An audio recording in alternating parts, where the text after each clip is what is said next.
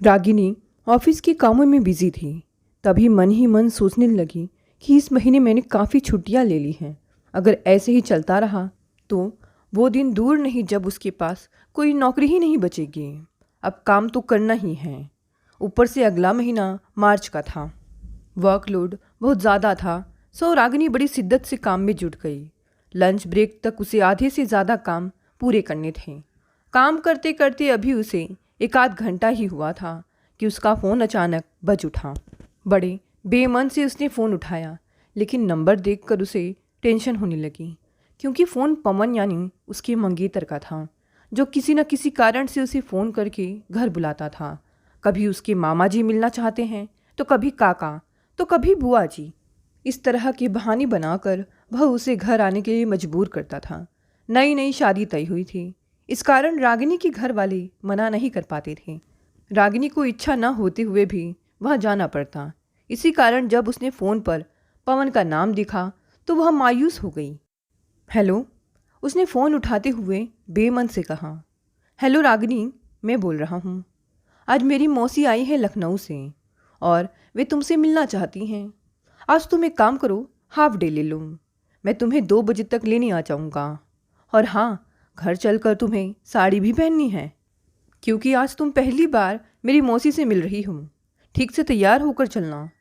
सुनो पवन, मैं आज नहीं आ पाऊँगी, बहुत ज़्यादा काम है और फिर अब मुझे हाफ डे नहीं मिलेगा।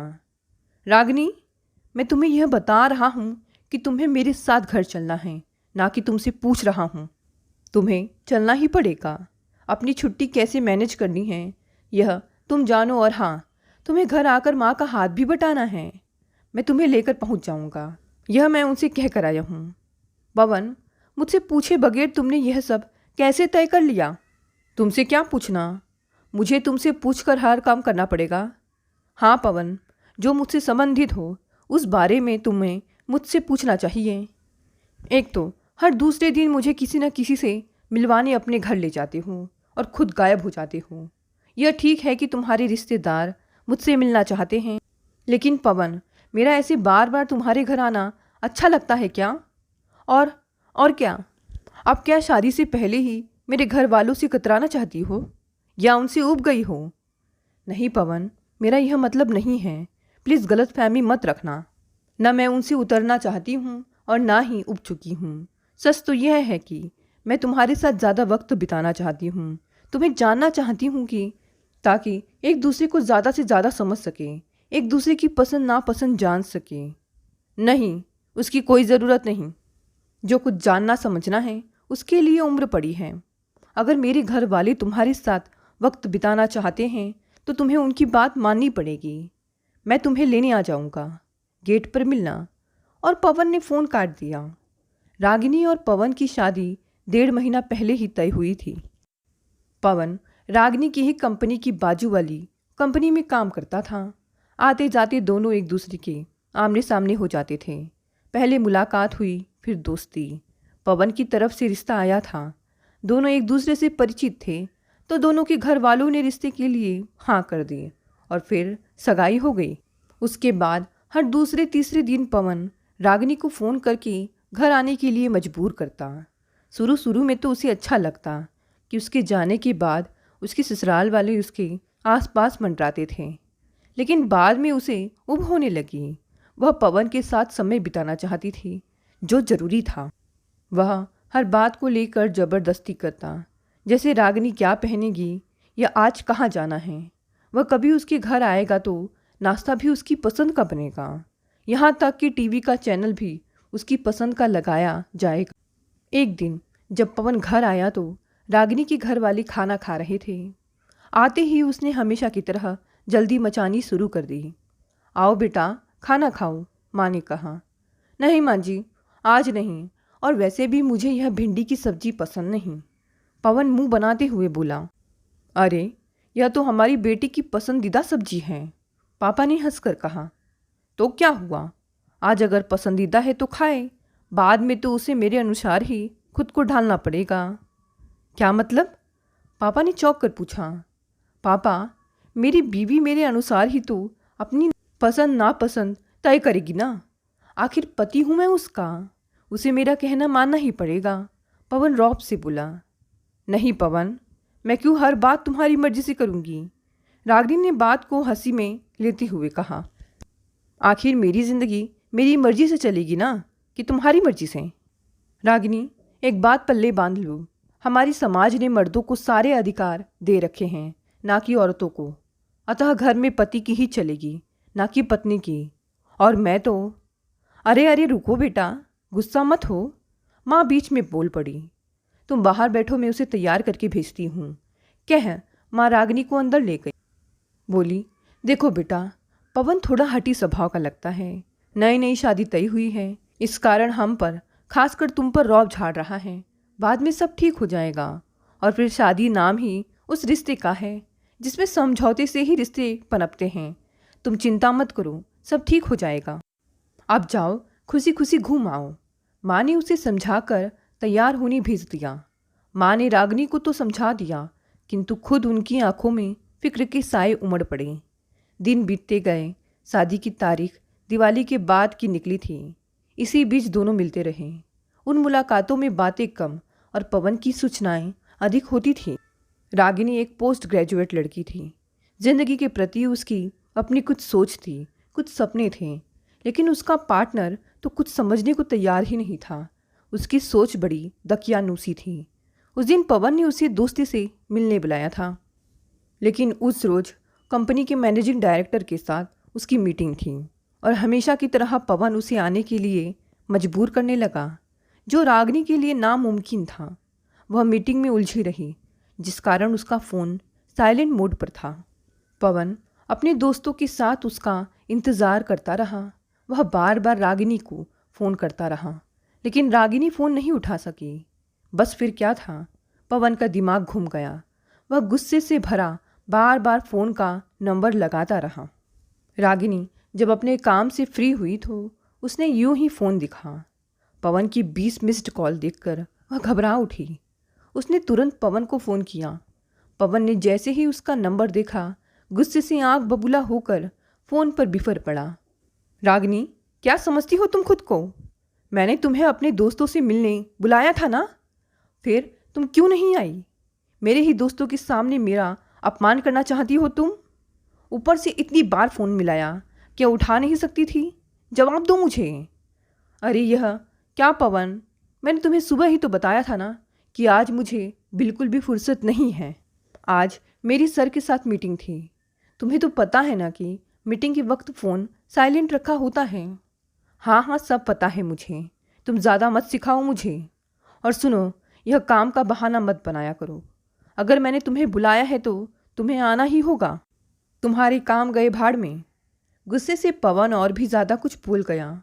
उसका हर शब्द रागिनी के दिल में नस्तर की तरह उतर गया। वह सोचने लगी, कैसे निभेगी उसकी पवन के साथ, जिसे अपनी होने वाली पत्नी की कोई कदर नहीं, बस अपने ही अहंकार में मदमस्त रहता है। नए नए रिश्ते की खुमारी भी कब की रफू चक्कर हो गई थी। रिश्ता जुड़ने की कगार पर था और अभी से रागिनी को बोझ लगने लगा था। आज ही उसकी प्रमोशन की खबर आई थी। बहुत उतावली थी वह यह खबर पवन को सुनाने को, लेकिन पवन तो कुछ सुनने के लिए तैयार ही नहीं था। बड़ी मायूसी से रागिनी घर चल पड़ी।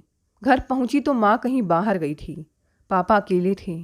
रागिनी को आया देख वे चाय रखने किचन की तरफ चले गए।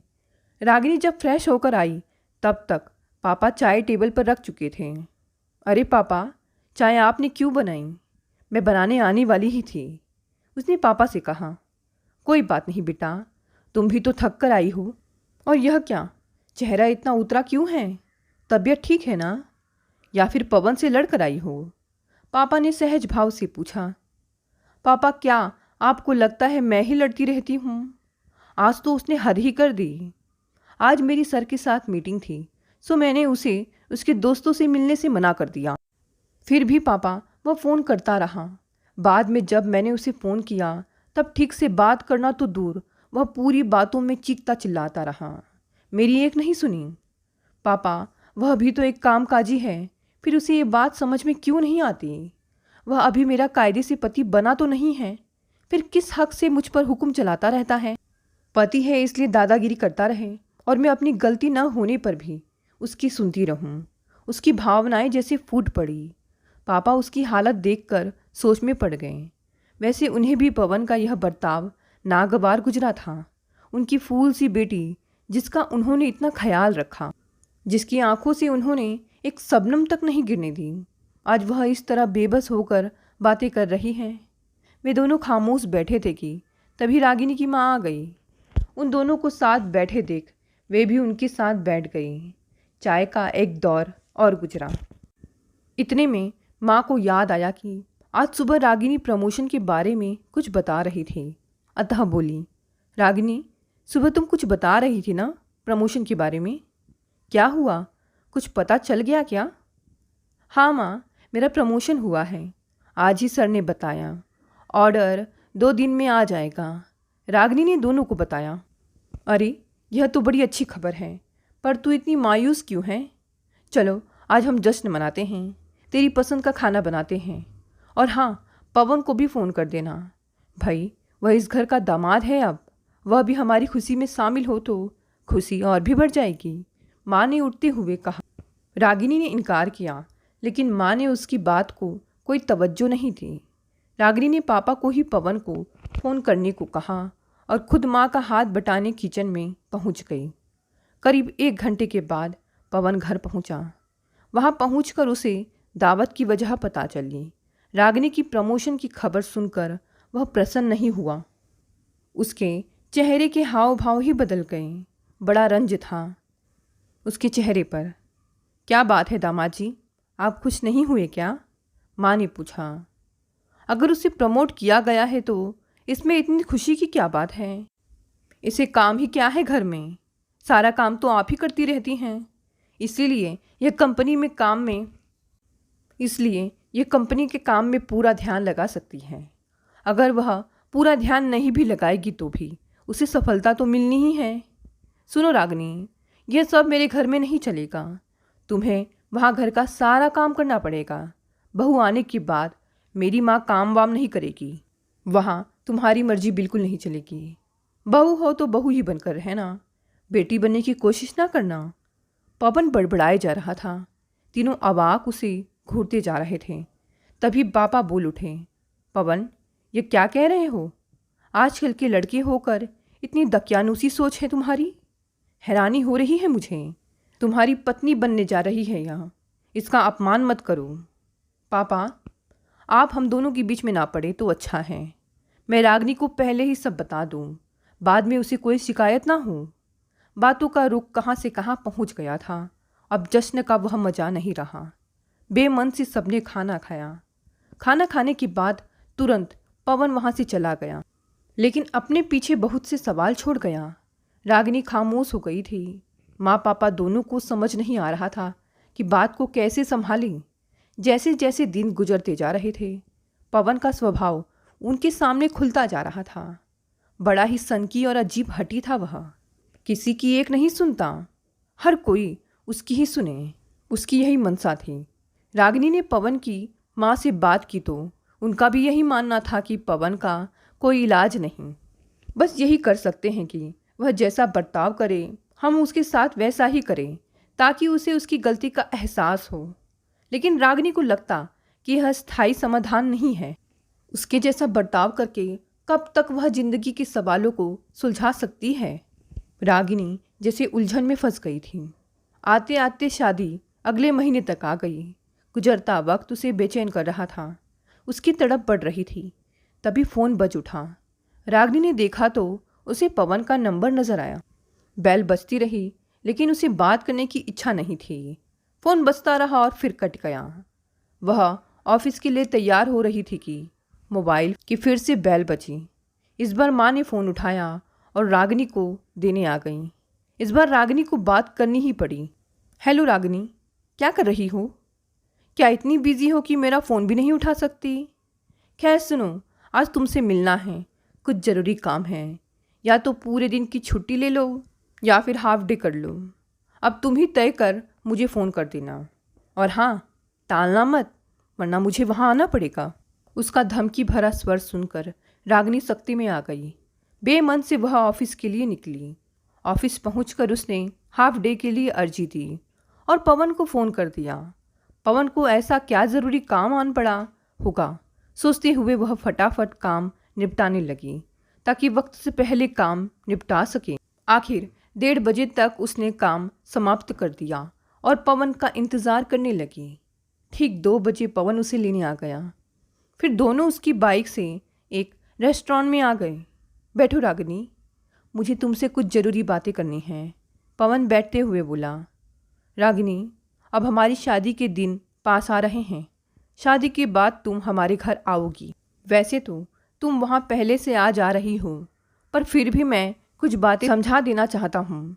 रागिनी, वह तुम्हारी ससुराल होगी, मायका नहीं। जैसे मायके में आज़ाद पंछी की तरह फुदकती रहती हो, वैसे वहाँ नहीं चलेगा। वहाँ तुम्हें बहू के हिसाब से रहना होगा। घर के सारे काम तुम्हें ही करने होंगे। मैं ये सब इसलिए बता रहा हूँ क्योंकि मुझे लगता है कि तुम जॉब और घर दोनों नहीं संभाल पाओगी। तो तुम एक काम करो, जॉब छोड़ दो। पवन, ये क्या कह रहे हो तुम? मैं जॉब क्यों छोड़ूं? मैं दोनों जिम्मेदारियां ठीक से निभाऊंगी। इतना भरोसा है मुझे खुद पर। घर बार संभालना हम औरतों का जिम्मा है। तुम इसमें ना ही पड़ो तो बेहतर है। यकीन रखो, मैं सब संभाल लूंगी। रागिनी ने संयत होकर कहा। वैसे जिस तरह का स्वभाव पवन का था, उससे वह कोई बात नहीं मानेगा, यह रागिनी समझ चुकी थी। फिर भी वह कोशिश करना चाहती थी। रागिनी, मैं कोई तुमसे सलाह मशवरा करने नहीं बैठा हूँ। मैं तुम्हें बता रहा हूँ कि तुम्हें नौकरी छोड़नी पड़ेगी। और हाँ, हमारे घर के फैसले अक्सर घर के मर्द लेते हैं। जो होशियारी दिखानी हो घर में रहकर दिखाओ। बात बात में मुझ पर रौब मत जमाया करो। होगी तुम सयानी अपने घर की, मेरे घर में तो मेरी ही चलेगी। यह बात ठीक से समझ लो तो बेहतर है। गुस्से में बड़बड़ाता पवन वहाँ से चला गया। रागिनी उसे आवाज़ लगाती रही पर वह नहीं रुका। रागिनी ने बिल पे किया और घर चल पड़ी। घर पहुंची तो पापा ने दरवाज़ा खोला। उसकी सूरत से ही वे समझ गए कि बात काफ़ी उलझी है। माँ किसी काम से बाहर गई थी। रागिनी ने पापा को देखा तो उसका दिल भर आया। पापा के सीने से लगकर वह फपक फपक कर रो पड़ी। अरे क्या हुआ बेटे, ऐसे क्यों रो रही हो? पापा, आज पवन मिलने आया था और फिर उसने सारी बात उन्हें बता दी। सारी बात सुनकर पापा सोच में पड़ गए। अभी तो शादी हुई नहीं है और पवन के ये तेवर हैं, आगे ना जाने क्या हालात होंगे। पापा, मैं उसके साथ सहज नहीं हो पाऊंगी। मेरा मन नहीं मान रहा है इस शादी को। क्या करूं, कुछ समझ नहीं आ रहा है। ठीक है बेटे, हम इस बारे में तुम्हारी माँ के आने के बाद बात करेंगे। अब तुम फ्रेश हो लो। वे दोनों उठने ही वाले थे कि तभी माँ आ गई। अरे माँ, आप आ गई? फ्रेश हो जाओ, मैं चाय लेकर आती हूँ। थोड़ी ही देर में माँ फ्रेश होकर आ गई और रागिनी की चाय भी। चाय के साथ साथ पवन की बात चल निकली। रागिनी के मन में शादी पर सवाल अंकित देखकर माँ सहम गई। फिर बोली, रागिनी, मुझे तो हमेशा उसका हठी स्वभाव शंका में डालता था, पर लगता था वक्त के साथ सब ठीक हो जाएगा। तुम दोनों एक दूसरे को समझ जाओगे, लेकिन आज तुम कुछ और ही बता रही हो। अब शादी अगले महीने है। सभी रिश्तेदारों और परिचितों को पता चल चुका है और सारी तैयारी भी हो चुकी है। ऐसे में रिश्ता टूटे तो बदनामी हमारी ही होगी। माँ की बातों में भले ही वचन था, पर अब रागिनी के मन से पवन उतर चुका था और किसी भी कीमत पर वह शादी नहीं चाहती थी यहाँ। अतः वह मायूस होकर वहाँ से चली गई। बाद में पता नहीं पापा ने उसकी माँ को किस तरह समझाया। अगली सुबह जब रागिनी चाय लेने टेबल पर पहुंची तो पापा ने बताया कि वह पवन को फ़ोन कर शादी से इनकार कर दे। जो होगा देख लेंगे। पापा, अब सच कह रहे हैं? क्यों, वाकई में इनकार कर दूं? हाँ बेटे, कल रात मैं और तुम्हारी माँ देर तक सोचते रहें। अरे, अपनी बेटी खुश रहे, उसे एक अच्छा जीवन साथी मिले, यही तो हर मम्मी पापा की इच्छा होती है।